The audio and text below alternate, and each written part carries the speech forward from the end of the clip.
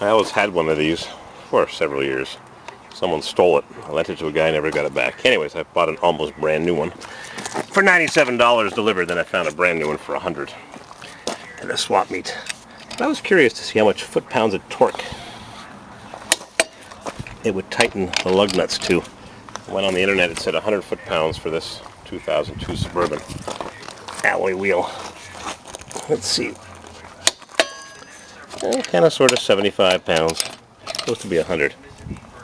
Yeah, it tightens it down a little bit more before it clicks. I'm going to crank them down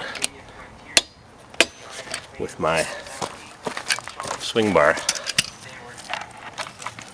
I had it on. I tightened them down with this baby.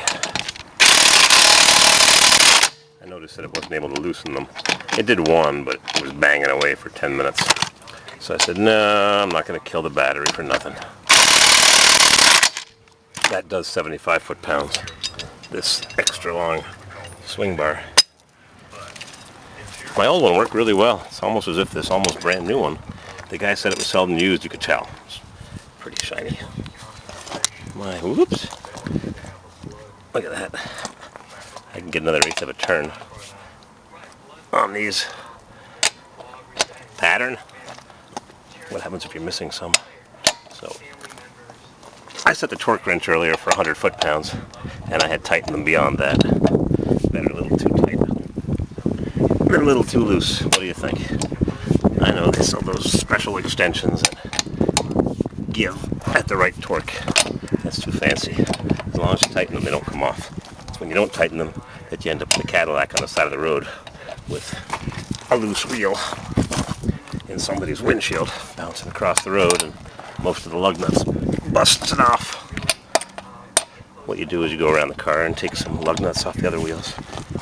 Well, that brings back memories of a story when I was probably 10, 12, 14, a long time ago, 40 years ago. There was a guy with a 68 442 with super stock wheels, the skinny ones, and he lost his lug nuts on the road, blah blah blah. He said, I just took one off each wheel, and I was good to go. That's a long time ago. And that car was almost new, a couple, 3 years old. I was reading Hemming's Muscle Machines this morning. It's got two GSXs on the cover, two Lime Mist 71s. My mother was going to buy a Skylark at 71 Lime Mist. She bought a T37 instead, a Pontiac Le Mans T37 two-door hardtop with a 250 straight six, power glide automatic on the column, bench seat, the same dash as the GTO, 3 recessed pods. Of course, hers had a fuel gauge and a speedometer. That was it. No more horizontal speedometer for those 40 Pontiacs, even though hers had a 256. She wanted to get the Judge stripes. She liked them. I said, yeah, sure, no problem. We'll put them on. Just it won't say Judge. It'll just have the Judge stripe above the wheel wells. And she said, I also want the body side molding. The Judge stripe went over here. Then it pinched over that wheel. Then it pinched. But she wanted the body side molding more important. So no Judge stripes on a 6-cylinder T37 hardtop. Crank her down. Oh, that pin they put on is a real nuisance. I like it better with the C-clip. The pin is a pain. Crank her down. I'm just running them down with this. 75 ain't enough. I thought it would make it tighter. I got a freshly charged lithium-ion battery. But I only get kind of sort of 70, 75 foot-pounds. You can hold the button down. But that just beats on it. We'll save it for when we really need it. I'll put on the emergency brake. We're listening to South Carolina history with watered-down rum and improperly measured deer skins. Demanded that they sign a treaty agreeing there to we give go. up the Emergency brake. Cool beans. for those diplomats who were being held hostage. Emergency brake. All that because of a dislocated pin. I wonder if there's a TSB on that. Technical Service Bulletin. Crank relearn. Oh, look at that. Didn't have to change the rotors after all. Even though they were all ground down, ground up. These shoeless, unarmed soldiers from the Watery River and other places. Watery River. And so that I went to Watery Trailer Sales. Watery Still. Elgin, Lugoff, Pontiac, Camden, Malden, Fountain Inn. There was a classic car place at Fountain Inn. MsHipChic didn't want to stop. Too many classic cars. We wanted to get to downtown Greenfield. It was a wise decision because we had just missed the exit when we saw the classic car place at Fountain Inn. They had a 71 or 72 Grand Prix, white one, by the road, along with a bunch of them under cover. Problem with these dealers is they buy them for $15,000, tidy them up, spray tons of black rubberized undercoating on the frame, cover up the surface rust, or worse, paid $15, list them for $25, take $22.5.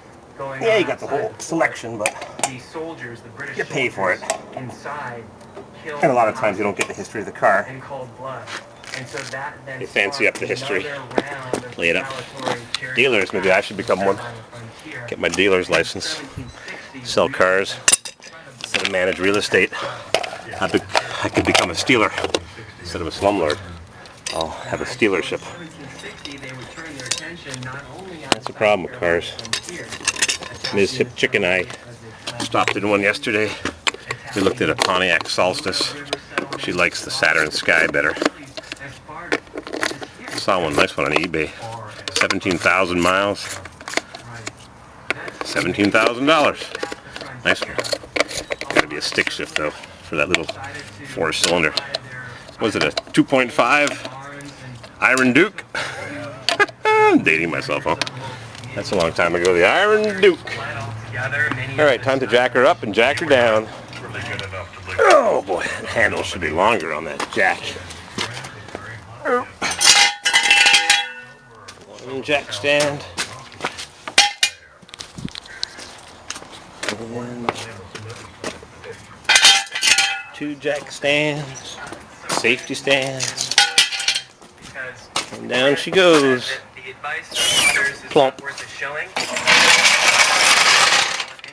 And the emergency brake, after all that song and dance and hubbubaloo, bing bing, shut up.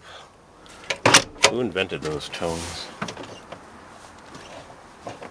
Look at that. Good.